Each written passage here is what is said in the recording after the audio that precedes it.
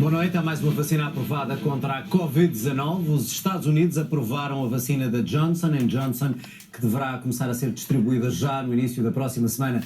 É dada apenas numa dose, pode ser armazenada num simples frigorífico, mas é menos eficaz que as anteriores. A terceira vacina pode chegar à Europa em março.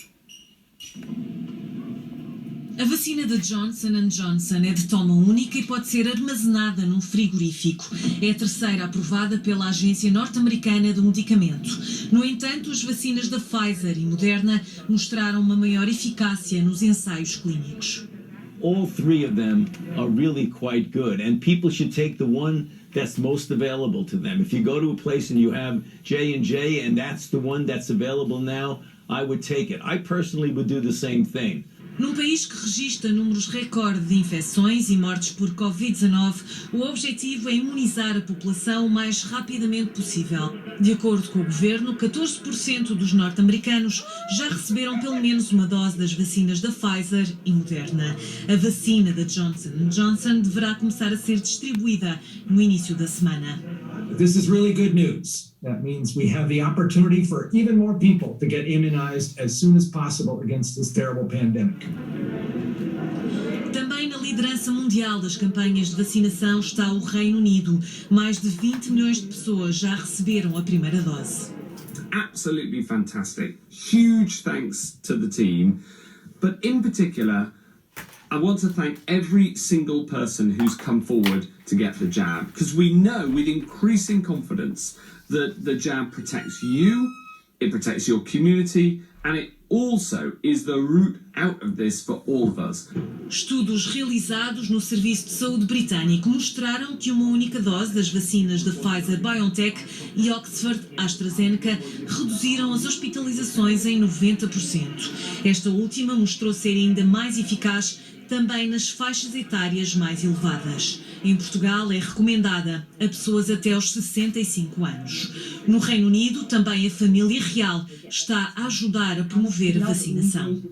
Social media is awash sometimes with lots of rumours and misinformation, so we have to be a little bit careful who we believe and where we get our information from. But especially for those who are clinically vulnerable as well, it's so important that those vaccinations are done.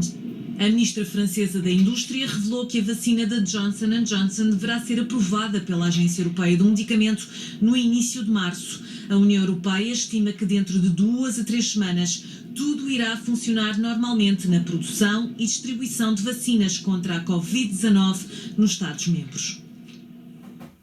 Já estão em Portugal os passageiros que queriam regressar do Brasil, mas que tinham ficado retidos por causa da pandemia.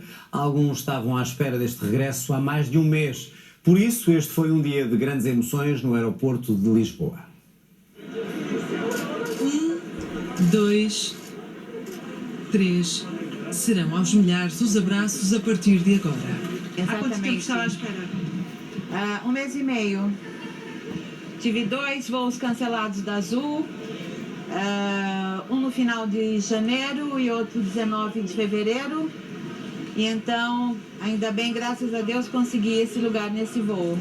Alguns destes passageiros estavam no Brasil por motivos profissionais. Eu fui a trabalho e terminei ficando. Ou familiares. Eu fui por motivos de doenças da minha família. Outros por lazer. Foi lá passar 15 dias, foi o aniversário, umas fériasinhas, mas fiquei mal. Até chegarem a Portugal, tiveram de tratar de toda a logística. Preencheu vários formulários da DGS, inclusive da embaixada também. E ter muita paciência. Era para início de janeiro. Aí fechou as fronteiras, portanto não consegui. Estava previsto para o dia 16 de fevereiro, aí não deu para vir e consegui vir hoje.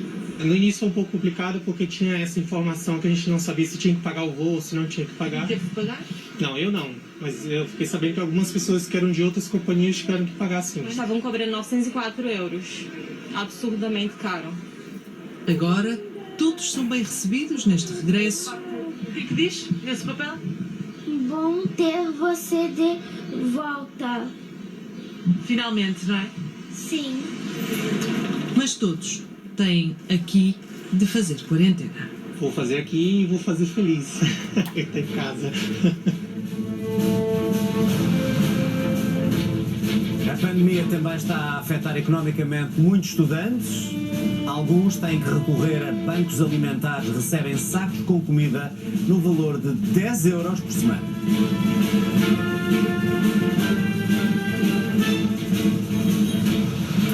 Vamos aos números da pandemia. Portugal registrou nas últimas 24 horas 718 novas infecções de Covid-19. Se olharmos para a evolução a 7 dias do último mês, vemos que a 29 de janeiro a média de casos semanais era esta, 12.771. Por aí a descer até agora e hoje a média é de 1.005. É, obviamente, se olharmos para este gráfico, uma forte descida. Os casos ativos desceram também a barreira dos 70 mil. Hoje, com o vírus ativo em Portugal, há então 69.268 pessoas. O número de mortes subiu face a ontem, registaram-se mais 41 óbitos. A descida dos internamentos desacelerou, há agora 2.165 pessoas nos hospitais, são menos 15 do que ontem. Nos cuidados intensivos permanecem 484 doentes Covid, menos 8 do que ontem. Se Portugal mantiver o atual modelo de confinamento até à Páscoa, o país deverá atingir nessa data menos de 100 novos casos diários de Covid-19. A projeção é feita pelo matemático Oscar Felgueiras, que tem vindo a analisar a evolução da pandemia, projeções que apresenta regularmente nas reuniões do Infarmed. As metas definidas por Marcelo Rebelo de Sousa a 11 de fevereiro eram claras: desconfinar só depois de atingidos os seguintes patamares. Temos até à Páscoa de descer os infectados para menos de 2.000, para que os internamentos e os cuidados intensivos deixam dos mais de 5.000 e mais de 800 agora para perto de um quarto desses valores. Uma das metas já foi alcançada. Portugal atinge agora 1.071 novos infectados, já bem abaixo dos menos de 2.000 pedidos pelo Presidente. Mas nos restantes indicadores estamos ainda longe dos objetivos. Marcelo quer menos de 1.250 internamentos, o país vai nos 2.180. Menos de 200 pessoas nos cuidados intensivos, vamos a mais do dobro, 492. Os especialistas dizem, contudo, que no atual modelo de confinamento, a meio de março já vamos alcançar a segunda meta do Presidente. A meio de março teremos com um valor de internados na ordem dos 1.000. Quanto aos cuidados intensivos, não será nessa altura, portanto, os cuidados intensivos poderão estar ligeiramente abaixo dos 300 em meados de março, mas não muito mais. Portanto, só lá para fim de mês é que serão atingidos os 200 em cuidados intensivos. O Presidente pede um desconfinamento gradual e prudente e apontou a Páscoa como uma data simbólica. Se mantivermos as atuais medidas até 4 de abril, o cenário no país muda radicalmente. Estaríamos a falar de valores abaixo dos 100 casos diários. Quanto a internamentos, os internamentos estariam já num nível abaixo dos 400. E em termos de cuidados intensivos, poderíamos estar a falar de um valor na ordem dos 150. Eu diria que o maior ganho é uma maior garantia de reabertura sem retrocesso e com eventual impacto a nível turístico. Portanto, se tivermos um número de casos muito baixo, provavelmente não teremos situação semelhante àquilo que aconteceu ano passado, em que vários países cancelaram voos para Portugal. O Governo anuncia o plano de desconfinamento no próximo dia 11 de março. Foram multadas várias pessoas em Cascais por violação das regras de confinamento. Muitas estavam a circular entre concelhos. A culpa foi do sol e das altas temperaturas, que atraíram assim muita gente para a praia.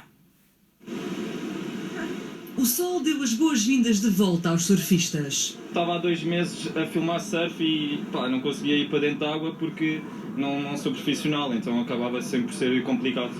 Foi o primeiro fim de semana desde que Cascais abriu o paredão e voltou a permitir o exercício físico na praia. Viemos cá de carro, vestimos o fato, preparamos as coisas e vamos para dentro da água, por isso também não há muito contacto em termos de outras pessoas. Foram dezenas os surfistas que aproveitaram o alívio. Para alguns, até foi demais. Para mim até era melhor de outra forma, por acaso. Porquê? Porque eu sou surfista profissional, então eu tinha a declaração e podia surfar sozinho. E agora, infelizmente, há imensas pessoas na praia e tenho de estar a chatear-me com pessoas dentro da água e isso é um pouco chato. Proibido é permanecer no areal, regra infringida por muitos na praia de Carcavelos. Ali ao lado acumulava-se uma fila. A PSP questionava um a um a razão para estar a fazer uma deslocação entre concelhos.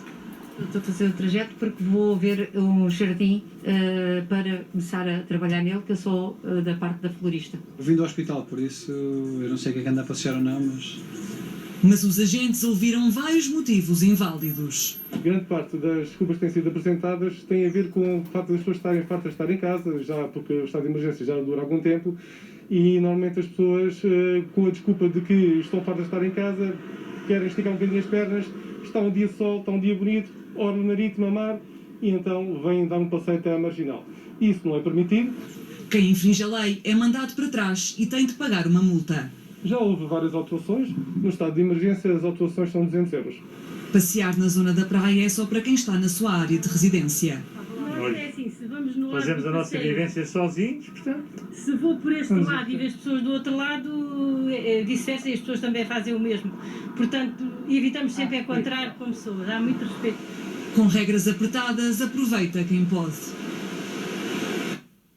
A pandemia fez disparar a venda de oxímetros nas farmácias. São aparelhos que medem os níveis de oxigênio no sangue, uma preciosa ajuda para pessoas com doenças respiratórias ou que foram infectadas pelo novo coronavírus. Coloca-se a ponta do dedo por ser uma zona translúcida e o que é que vai acontecer? O oxímetro tem duas fontes de luz, a vermelha e a infravermelha, vão dar o valor aproximado da saturação de cada indivíduo. O normal será entre os 95% e os 100%. Abaixo de 90% indica uma falta de oxigênio no sangue. Esta é a interpretação se o aparelho estiver bem colocado, porque existem condicionantes que se deve ter em conta para que a leitura seja correta. É preciso deixar estar algum tempo o oxímetro para se ver a saturação real. Se as mãos estiverem muito frias,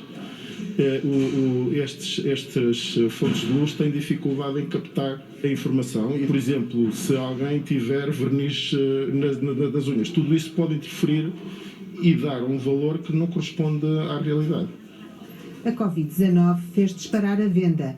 Até o ano passado, esta farmácia vendia 2 aparelhos destes por mês. Hoje, vende 200. Custam cerca de 40 euros e obedecem a todos os critérios médicos exigidos. Há muitos equipamentos destes no mercado que são equipamentos eletrónicos, não têm certificação de dispositivo médico e por isso em termos clínicos também não, o valor não questiono, podem ser bons, podem ser maus, mas não sabemos. Por conselho médico ou moto próprio, muitos doentes Covid compram o oxímetro para se sentirem mais seguros. As pessoas realmente estão ansiosas e às vezes o facto de terem um equipamento por perto dá-lhes tranquilidade e segurança. Para todos os efeitos, se o equipamento for bem escolhido e se tiver qualidade, não é uma má opção, não é? Ter algum oxímetro em casa. A relação entre a Covid-19 e estes aparelhos explica-se numa situação que pode ser provocada pelo novo coronavírus e que se chama hipóxia feliz ou silenciosa. Efetivamente, o uso do oxímetro pode alertar determinadas situações em que já uma pneumonia extensa não corresponde em termos de sintomas e que o oxímetro pode alertar. Mas, mais uma vez, comprar ou não o oxímetro deve ser sempre por indicação do médico. O Estado vai pagar às empresas 80% da taxa social única para compensar o aumento do salário mínimo. O Ministro da Economia avança que o programa destinado a empresas afetadas pela pandemia vai ser reforçado e alargado. Sobre o plano de recuperação e resiliência, Pedro Cisa Vieira reconhece que há dificuldades na conciliação das expectativas, que são grandes, com as regras de aplicação desses fundos. Termina esta segunda-feira o prazo de consulta pública do Plano de Recuperação e Resiliência, mas o consenso desejado também com parceiros sociais não está garantido como o Governo desejava. Às críticas de falta de capitalização das empresas, o Ministro da Economia lembra que, pelas regras da Comissão Europeia, o PRR não é resposta às necessidades financeiras, nem tampouco incentivo ao investimento de qualquer empresa. Se me dão uma garrafa de água para eu beber, e a pessoa diz, olha, o que eu quero é Coca-Cola, eu não posso dizer, olha, então vou transformar isto em Coca-Cola. Era mesmo esse o meu ponto. Pronto. A única coisa que eu posso dizer é, então como é que vamos distribuir isto pelos copos existentes, etc. Mas é a água que eu tenho. Em entrevista ao DN e TSF, Pedro Cisa Vieira fala ainda de um plano para capitalizar o setor privado e gerir as moratórias. Avança que o programa Apoiar, destinado a empresas afetadas pela pandemia, vai ser reforçado nos montantes e o acesso alargado. A compensação prometida às empresas pelo aumento de 30% do salário mínimo para 655 euros vai chegar em março. O modelo que estamos a trabalhar é o número de trabalhadores que estavam com o salário mínimo no ano passado, número de trabalhadores que estão agora em salário mínimo e, em função disso, nós pagamos X por posto de trabalho, que corresponderá mais ou menos a 80 e tal por cento do valor do acréscimo de TSU, e pagamos de uma única vez, que é também um benefício, um apoio significativo à tesouraria. Sobre as linhas de crédito garantidas pelo Estado, o Ministro da Economia garante medidas a muito curto prazo para prolongar os prazos de carência.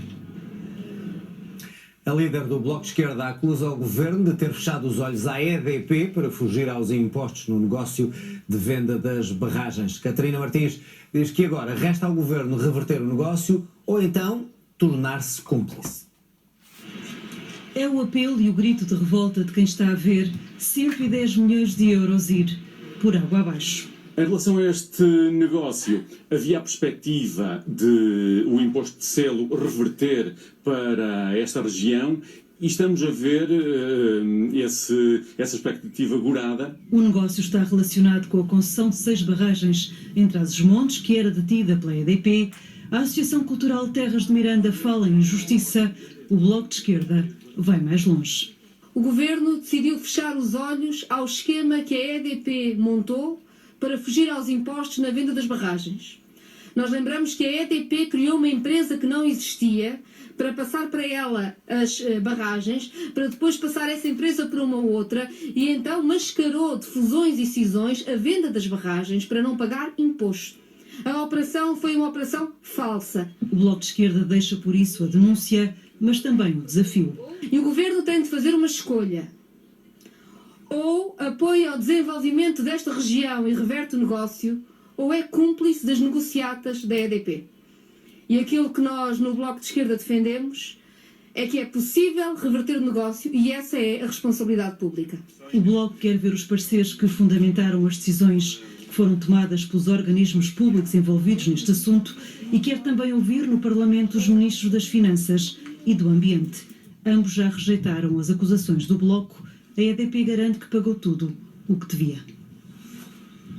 Um grupo de magistrados do Ministério Público vai contestar judicialmente o concurso de coordenador em 14 comarcas. O Jornal de Notícias adianta que os magistrados consideraram que o concurso foi pouco transparente e decidido até com irregularidades. Argumentam ainda que terá havido graduações e escolhas cirúrgicas para impedir que procuradores independentes pudessem ser incólumes nesta função.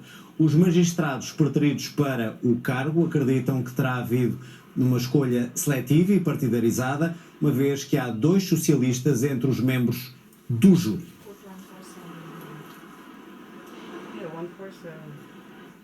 Vários voluntários do Instituto Politécnico de Bragança criaram e gerem agora um banco alimentar para os estudantes em dificuldades. A pandemia reduziu as bolsas e atingiu assim os recursos de muitos alunos. Aos mais carenciados estão a ser agora entregues sacos de alimentos no valor de 10 euros por semana. É o Fotomaton de hoje, reportagem de Cândida Pinto, David Araújo e Miguel Teixeira. É fácil guiar-nos por Bragança, a maior parte dos alunos do IPB, muitos vêm de fora, de programas de Erasmus ou de mobilidade. São mais os que vêm de outras partes do país do que propriamente alunos que são mesmo naturais de Bragança. Quero ser tradutora freelancer. Quero aliviar um bocadinho o peso das costas da minha mãe. Isso é o meu primeiro objetivo. Primeiro do que ter carro, casa, assegurá-los isso a eles. Os seus pais vivem onde? Em Vila Praia de Âncora.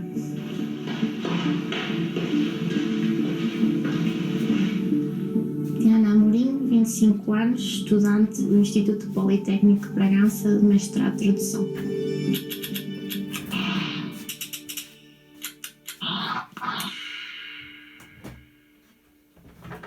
Bragança acolhe 7.000 estudantes no Instituto Politécnico. 3.000 vêm de fora do país. A pandemia reduziu a subsistência, cortou os trabalhos temporários dos jovens em cafés ou restaurantes. Os alunos estão a dinamizar voluntariamente um banco alimentar para fazer face às carências. Começou por ser a comunidade académica. Nós fizemos uma campanha no início, em outubro, penso eu, por todas as escolas, pelos serviços académicos, pela cantina, e tivemos uma resposta espetacular. Antes, ajudávamos talvez mais os alunos que vinham dos PALOC, porque as bolsas são muito curtas, mas agora também existem muitos alunos portugueses que os pais perderam o emprego, certo? Batata já não há? Neste momento, em termos de alimentos, o que é que está a escassear? Óleo, farinha, arroz já temos pouco, porque são alimentos que vão muito rapidamente.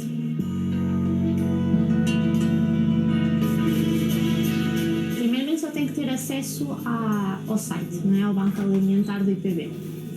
Através do número aluno, do e-mail que todos nós temos, que é associado também ao número de aluno, e que ele consegue fazer esse login na plataforma.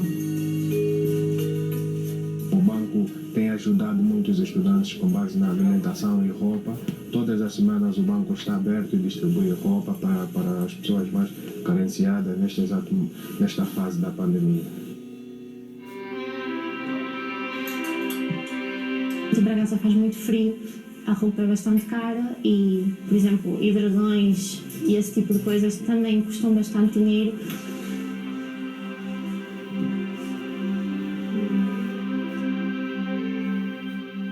Primeiro é o A, certo? Fila A, B, C, D.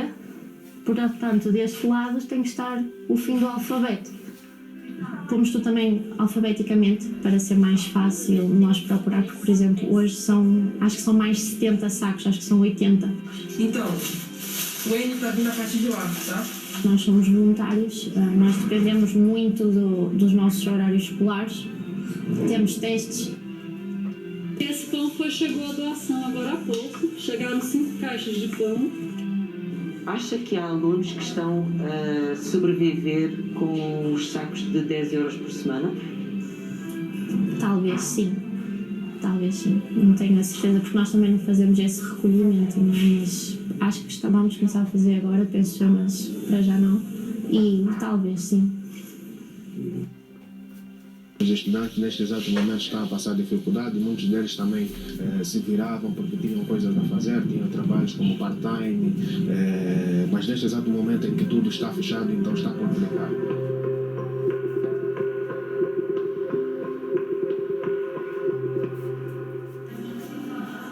O meu mestrado é focado apenas em inglês e espanhol. Já tive 3 anos de chinês e estive na China durante 1 ano para também ver mesmo aquilo que eu queria, aquela cultura que eu queria debruçar. Naquele pequeno grupo de 8 pessoas, todos nós nos encantámos um bocadinho com a China e então, sim, são línguas que nós gostaríamos de trabalhar. Eu sempre gostei, eu sempre consumi um bocadinho de cultura asiática. O facto da língua ser bastante difícil de aprender para nós, porque o alfabeto é diferente e os sons são diferentes também, faz com que seja um desafio que nós queremos superar, digamos assim.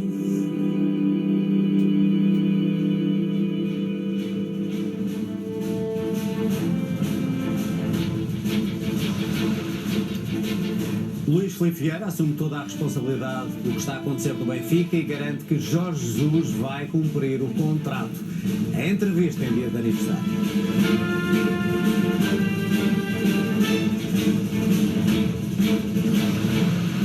No Brasil, os indígenas fazem parte do grupo prioritário do programa de vacinação contra a Covid-19.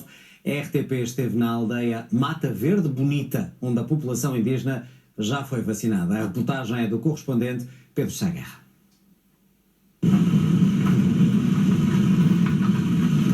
Sira tranquilo para pedir cultura tudo e por aí uma pecha nhane mongurama gi japutabe ama nhane tranquilo nhane com ama nhane cor de rua aí nhane na muito cor nhane bo agua chuama toda que tu tô jura cor nhane cultura já que de cultura tu chama o momo coingua manju.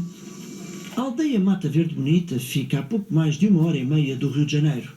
Nela habitam 122 indígenas da etnia Guarani-Mibiá oriundos de Paraty. Comunicam entre si em Guarani, um idioma que tentam preservar.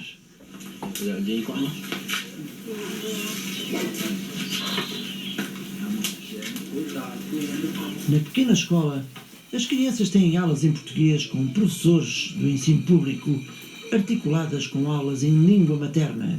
Enquanto fazem uma prova de aferição, a poucos metros, os pais, avós e irmãos mais velhos são vacinados.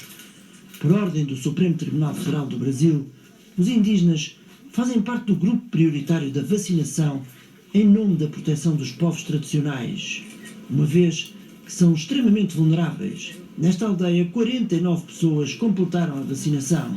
Nossa, foi muito difícil porque cada um ficou na sua oquinha, sabe? Porque tivemos com medo, né, de pegar esse vírus e transmitir para os anciãos da aldeia, que estão com 90, 100 anos. Durante o período mais crítico da pandemia, a medicina tradicional foi a solução para salvar vidas. A pessoa de 90 anos pegou, né? A gente tivemos todo o cuidado do mundo, demos ervas para ele de medicina. Ele não sentiu nada, ficou bom. Então o resultado foi ótimo, maravilha. Voltar às aulas também, que é o meu compreensão assim, das aulas, que o maior assim, de felicidade, o sonho que eu tenho, ver as crianças dentro da aula.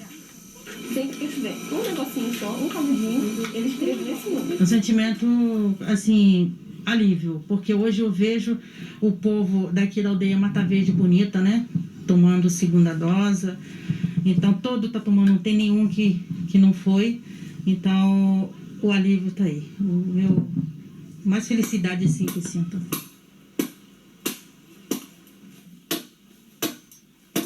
Que vamos tomar vacina, vamos pensar no nosso povo, porque essa doença não é de brincadeira, essa doença veio para matar, então a gente tem que se cuidar, porque o nosso cultura, a nossa, né, indígena já tem pouco no Brasil, então vamos se prevenir, porque isso não é de brincadeira.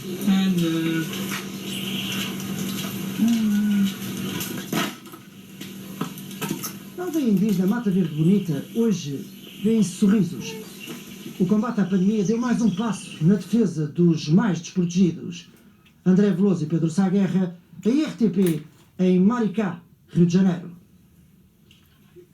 A violência regressou às ruas de Barcelona, 13 pessoas foram detidas. Junto à Praça da Catalunha, várias montras e edifícios foram vandalizados e incendiados. A polícia teve que intervir para desmobilizar os manifestantes.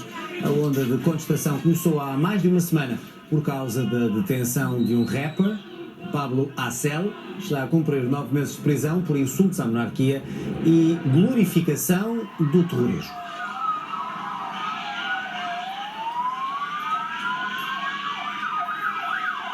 As Nações Unidas condenam a repressão violenta sobre os manifestantes em Myanmar. Há registro de pelo menos 18 mortos e mais de 30 feridos. As manifestações têm-se repetido assim desde o golpe de Estado de fevereiro, que destituiu a chefe do governo e levou os militares de regresso ao poder. Os militares justificam o golpe com uma alegada fraude eleitoral cometida nas eleições legislativas de novembro. Nestas eleições, a Liga Nacional para a Democracia, partido de Aung San Suu Kyi, venceu por esmagadora maioria. Tanto os observadores internacionais como a Comissão Eleitoral negam a existência de irregularidades.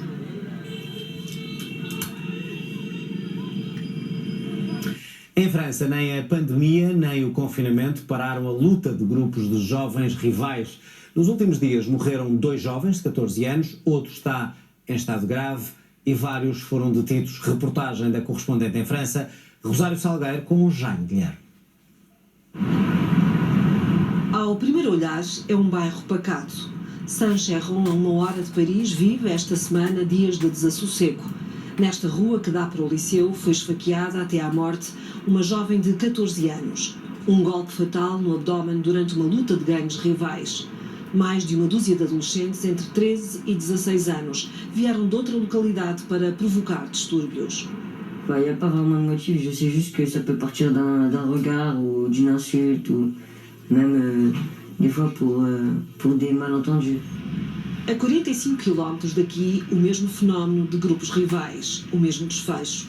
Um rapaz de 14 anos morreu no local, outro de 13 luta agora no hospital pela vida. Um jovem de 15 anos está detido por homicídio. 6, entre os 16 e os 17 anos, estão detidos por tentativa de morte e violência em grupo. Quem aqui mora não se espanta. Que c'est des jeunes qui n'ont pas forcément réfléchi à leur perspective d'avenir et qui n'ont pas conscience des conséquences que la violence peut engendrer. De bagarres entre villes, ici, dans ce secteur, ça a toujours existé. Moi, quand j'étais jeune, ça se baladait avec des brise-vitres ou alors ça se battait à la main. Mais jamais quelqu'un avait planté une autre personne. A rivalidade violenta entre grupos de jovens não é de agora. Ainda há menos de um mês, em plena Paris, no 15º bairro, um jovem de 15 anos foi violentamente espancado. Esteve, nas últimas semanas, numa unidade de cuidados intensivos. O ano passado, mesmo com pandemia e com confinamento, as autoridades contam quase 400 confrontos entre gangues rivais, o que dá um aumento de 24% face a 2019. La cause, ça peut être l'appropriation d'un territoire. Driss Youssef, especialista em segurança interna, admite que os membros destes bandos são cada vez mais jovens e mais violentos. C'est aussi quelquefois un acte de vengeance ou de représailles, parce qu'on a été malmené à l'école. Este professor universitário aponta o dedo às falhas educativas, na escola e em casa. On a des classes qui sont surchargées, et puis les parents ont tendance à considérer que l'éducation, c'est pas à la maison, mais c'est à l'école. Puis après, on a des phénomènes de décrochage scolaire. Lorsque un gamin arrête l'école à 13 ou à 14 ans, il ne va pas travailler. Donc il va errer sur la voie publique, il va constituer une bande ou s'agréger à une bande, mais il va s'adonner du trafic. Le décrochage scolaire, c'est l'antichambre de la délinquance, qui est elle-même l'antichambre de la radicalisation du terrorisme. O ministro da Administração Interna francês enviou reforço policial para estes últimos locais confrontados com a violência entre jovens. Os especialistas pedem, ao mesmo tempo, medidas de combate ao abandono escolar. Jaime Guilherme, Rosário Salgueiro, RTP, França.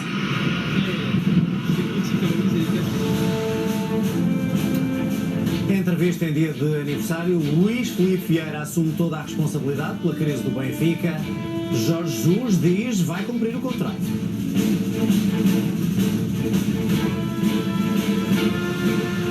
Já a seguir o comentário da semana com Miguel Poiares Maduro e João Soares.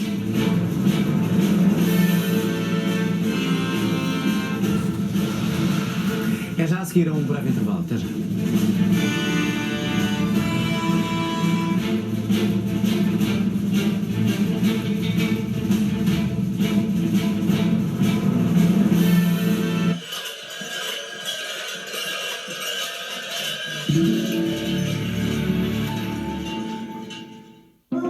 Prepara os teus sentidos, porque vais despertar.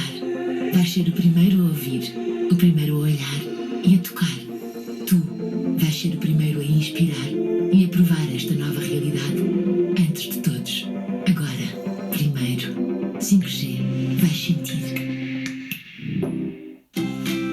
Sabemos que os preços nunca tiveram tanta importância como nos dias de hoje. Ficou a faltar o preço!